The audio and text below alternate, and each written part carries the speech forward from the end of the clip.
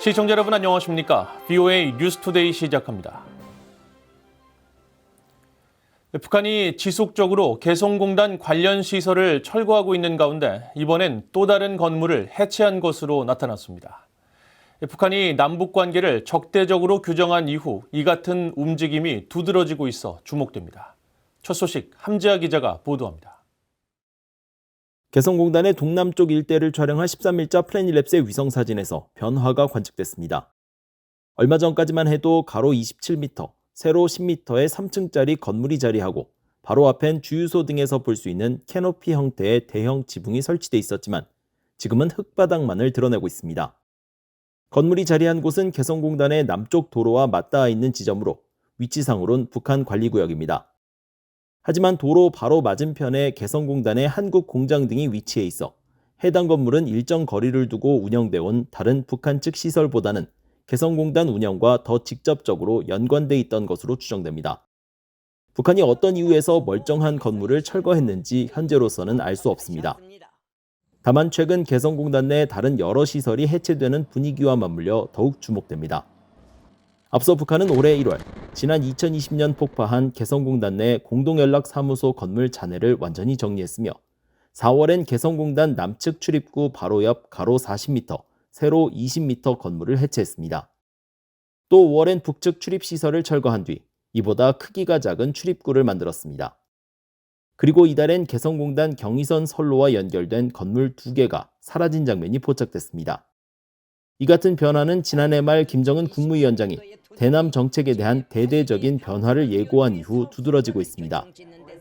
북한 노동당 39호실 고위관리 리정호 씨의 아들로 북한인민군 총참모부 작전국에서 근무했던 이현승 글로벌 평화재단 연구원은 최근 VOA에 개성공단에서 포착된 변화가 북한이 남한을 적으로 다른 국가로 규정한 데 따른 것이라고 말했습니다.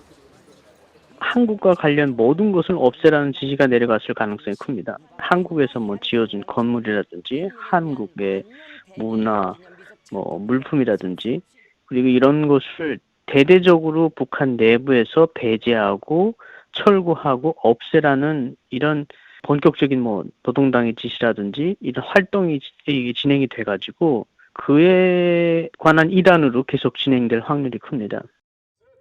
개성공단은 남북교류 활성화를 목적으로 지난 2005년 가동을 시작했으며 이후 120여 개 한국 기업체가 입주해 최대 5만 명에 이르는 북한 근로자를 고용하기도 했습니다.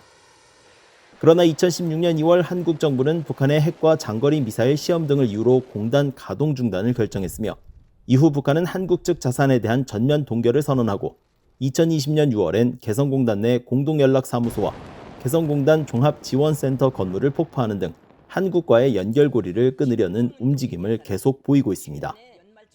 VOA 뉴스 함지아입니다. 조 바이든 미국 대통령이 총리직 연임 포기 의사를 밝힌 기시다 후미오 일본 총리에 대해 용기 있는 리더십으로 기억될 것이라고 말했습니다. 바이든 대통령은 14일 성명을 통해 기시다 총리의 용기 있는 리더십은 향후 수십 년간 태평양 지역에서 기억될 것이라면서 기시다 총리가 취임 이후 미일 동맹을 새로운 차원으로 끌어올리기 위해 노력했으며 흔들리지 않는 용기와 도덕적 명료함을 바탕으로 세계에서 일본의 역할을 변화시켰다고 평가했습니다. 베단트 파텔 국무부 수석 부대변인도 이날 정례 브리핑에서 관련 질문에 누가 일본 총리의 지위와 직책을 맡게 되든 우리가 일본과의 동맹과 파트너십을 계속 심화시킬 것이라는 점을 의심치 않는다고 말했습니다. 이어 기시다 총리는 미국의 특별한 친구였다며 우리는 그의 굳건한 파트너십과 비전 있는 리더십에 깊이 감사한다고 말하고 기시다 총리의 리더십 아래에서 미일 동맹은 더 높은 차원으로 도약했다고 평가했습니다. 앞서 기시다 총리는 다음 달로 예정된 일본 자유민주당 대표 선거에 출마하지 않겠다고 발표했으며 의원 내각제를 채택하고 있는 일본은 다수당 대표가 총리직에 오르게 됩니다. 토니 블링컨 국무장관이 한국의 광복 79주년을 축하하는 성명을 발표했습니다. 블링컨 장관은 14일 미국 정부를 대표해 한국의 광복절을 진심으로 축하한다면서 우리는 두 위대한 국가의 영원한 우정과 민주주의의 등불로 성장해 수천만 국민들에게 번영을 가져다준 한국의 건국을 기념한다고 말했습니다. 그러면서 미국은 한국과의 철통 같은 동맹에 굳건히 전념하고 있다며 앞으로도 양국은 국제 평화와 안정, 인권, 개인의 자유라는 공동의 가치를 지키며 함께 노력할 것이라고 강조했습니다.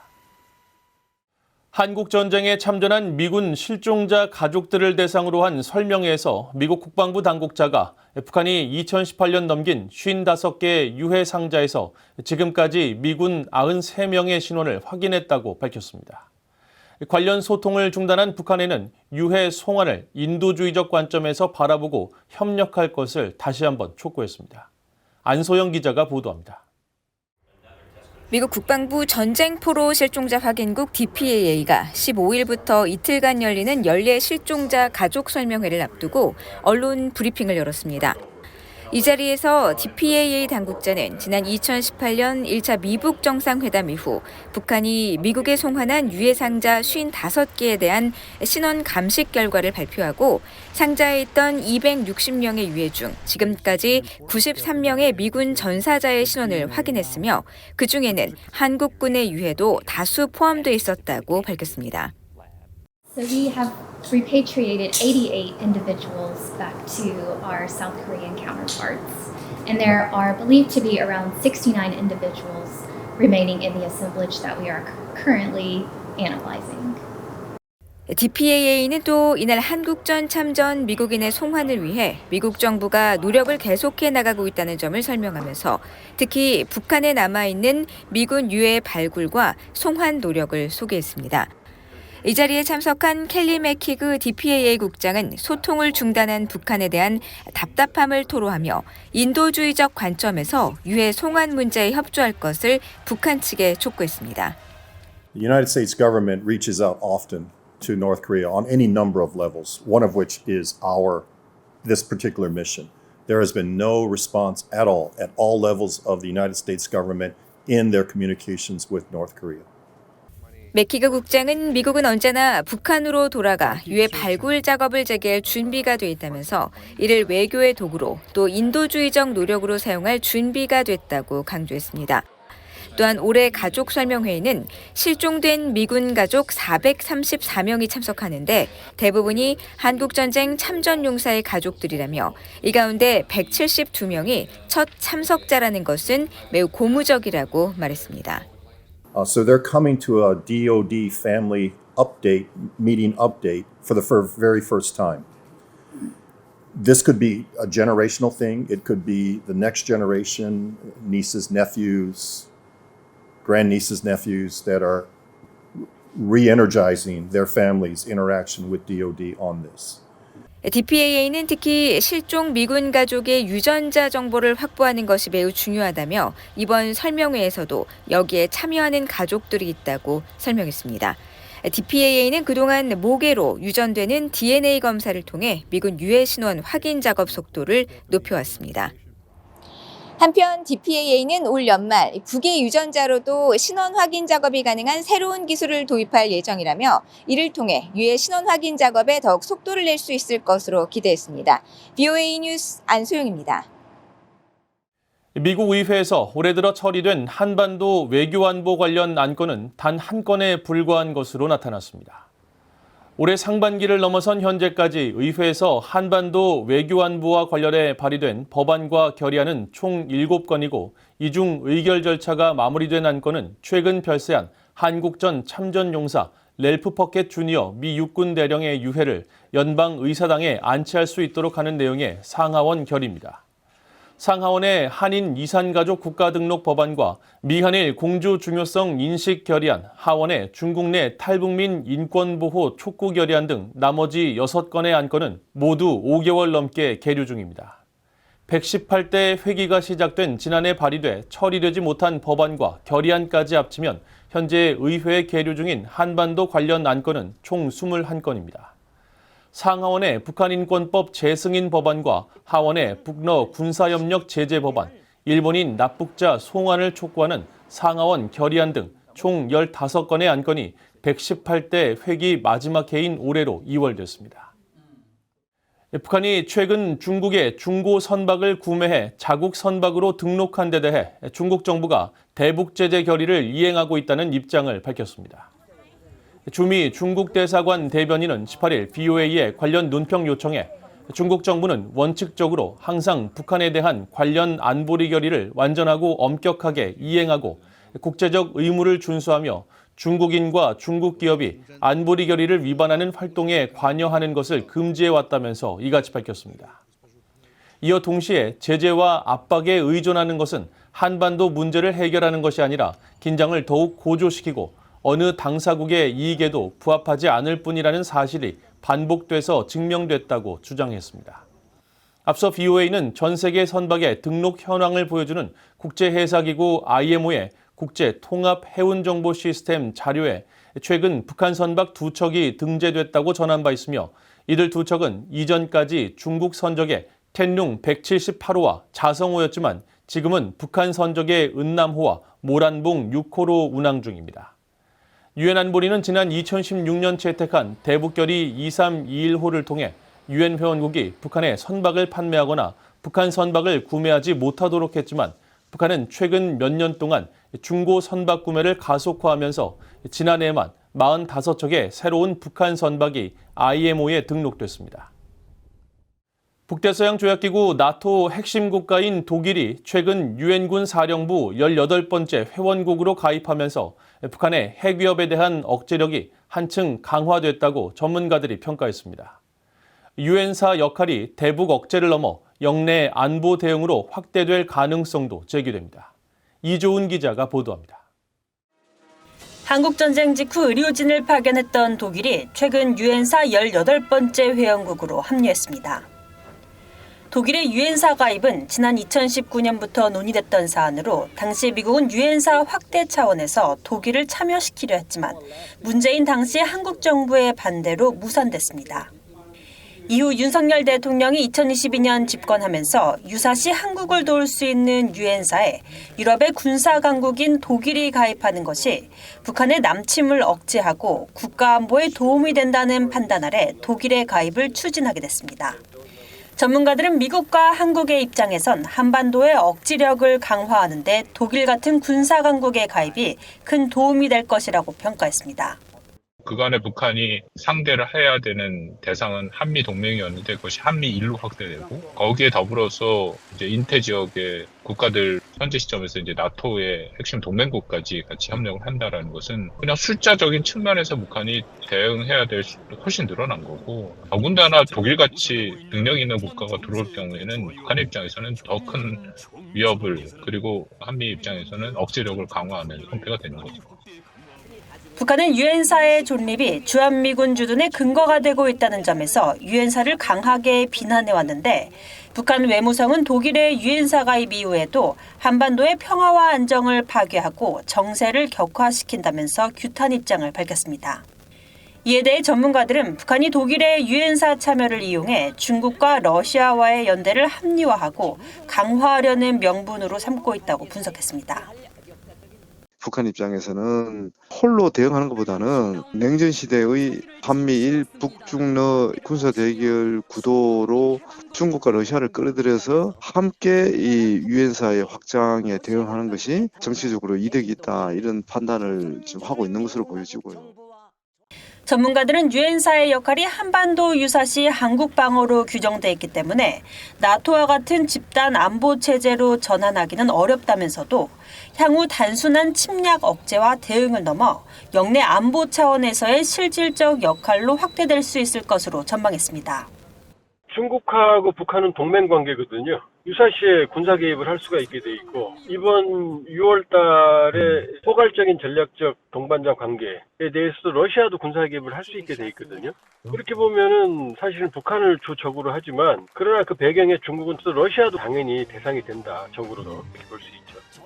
전문가들은 유럽과 인도태평양 지역의 안보가 국제적 차원으로 묶이고 있는 유엔사는 그 연결고리 중 하나가 될 수 있다고 지적했습니다.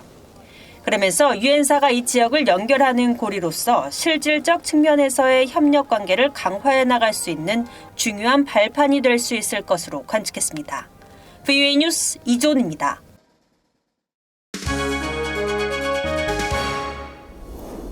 국제뉴스입니다. 유엔 안보리가 13일 긴급회의를 열고 팔레스타인 가자지구에서의 즉각적인 휴전 등을 거듭 촉구했습니다. 로즈마리 디카를로 유엔 정무 평화구축 담당 사무차장은 이날 보고에서 지난 10일 이스라엘 공군이 가자지구 중부 학교에 공습을 가해 최소 100명이 사망하고 수십 명이 부상한 사건을 지적하고 이 공격은 이스라엘과 팔레스타인 무장정파 하마스 간 휴전 협상과 인질 석방, 가자지구에 대한 인도적 지원 확대의 시급성을 다시 한번 강조하고 있다고 말했습니다. 린다 토머스 그린필드 유엔 주재 미국 대사도 미국의 전반적 목표는 중동 영내 긴장의 온도를 낮추고 향후 어떠한 공격도 억제, 방어하며 분쟁을 피하는 것이라면서 이는 가자지구 내 인질 석방과 즉각적 휴전 협상 마무리에서 시작된다고 밝혔습니다. 옵저버 자격으로 이날 회의에 참석한 리야드 만수르 팔레스타인 자치정부 대사는 이스라엘이 국제법을 무시하고 있다며 안보리가 팔레스타인인들의 생명을 구하고 이스라엘의 행동을 멈추기 위한 조치를 취해줄 것을 요구했습니다. 반면 길라드 에르단 이스라엘 대사는 10일 공습은 하마스 사령부를 겨냥한 것이었다고 거듭 주장했습니다. 한편 이스라엘과 하마스 간 협상을 중재해온 미국과 이집트, 카타르는 15일 휴전 협상 재개에 나설 예정입니다. 미국 정부가 이스라엘의 F-15 전투기와 각종 장갑 차량 등을 포함하는 200억 달러 규모의 군사 지원을 승인했습니다. 미국 국방부는 13일 성명에서 토니 블링컨 국무장관이 190억 달러 상당의 F-15 전투기와 관련 장비, 탱크용 탄약 7억 7,400만여 달러, 6천만 달러가량의 박격 포탄, 5억 8천만 달러 규모 장갑 차량 등의 판매를 승인했다고 밝혔습니다. 그러면서 미국은 이스라엘의 안보에 전념하고 있으며 이스라엘이 강하고 준비된 자주 국방 능력을 개발하고 유지할 수 있도록 돕는 것은 미국의 국익에 필수적이라고 강조했습니다. 이와 관련해 요아브 갈란트 이스라엘 국방장관은 소셜미디어 X에 영내 질적인 군사적 우위를 유지할 수 있도록 도와준 미국에 감사를 표했습니다. 미국은 지난해 10월 7일 이스라엘이 팔레스타인 무장정파 하마스의 기습으로 촉발된 전쟁을 시작한 이후 이스라엘에 2,000파운드급 폭탄 만여 발과 헬파이어 공대지 미사일 수천 발을 보낸 것으로 알려졌습니다. 이번에 판매 승인된 F-15는 2029년, 나머지 군사 물품들은 2026년에 이스라엘에 인도될 것으로 예상된다고 로이터 통신은 전했습니다. 기시다 후미오 일본 총리가 다음 달로 예정된 집권 자민당 총재 선거에 출마하지 않겠다고 14일 밝혔습니다. 기시다 총리는 이날 총리 관저에서 기자회견을 열고 이번 선거에선 국민들께 자민당이 바뀔 것이라는 점을 보여줄 필요가 있다면서 자민당의 변화를 보여줄 가장 이해하기 쉬운 첫 단계는 내가 한 발짝 물러나는 것이라며 출마하지 않겠다는 뜻을 밝혔습니다. 아울러 최근 자민당 일부 의원들이 야기한 심각한 사태에 대해 당대표로서 책임을 지겠다고 말했습니다. 이번 발표는 기시다 총리 내각 지지율이 10에서 20%대에 머물러 온 가운데 자민당 내 파벌들이 연루된 정치 자금 관련 추문이 불거진 이후 나왔으며 기시다 총리는 다음 달 새 자민당 총재가 선출되면 총리직에서 물러나게 됩니다. 한편 기시다 총리는 기자회견에서 재임 중 출산율 저하 대처, 국방력 강화, 강력한 미일 관계 수립과 주요 7개국 G7 정상회의 개최 등에서 큰 성과를 낼 수 있었던 점을 자랑스럽게 생각한다고 말했습니다. 태국의 세타 타위신 총리가 부적절한 인사를 장관에 임명했다는 이유로 취임 1년 만에 해임됐습니다.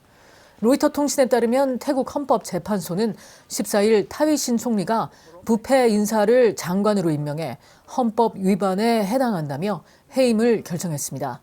헌재는 세타 총리가 부적절한 인사를 장관으로 임명해 윤리 규정을 심각하게 위반했다며 재판관 투표에서 5대4로 세타 총리를 해임하기로 했다고 밝혔으며 이로써 세타 총리는 취임 1년 만에 물러나게 됐습니다.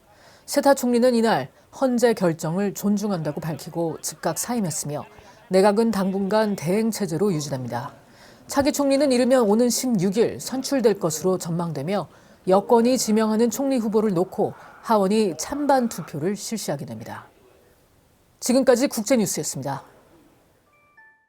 이상으로 VOA 뉴스투데이를 모두 마칩니다. 시청해주신 여러분 고맙습니다.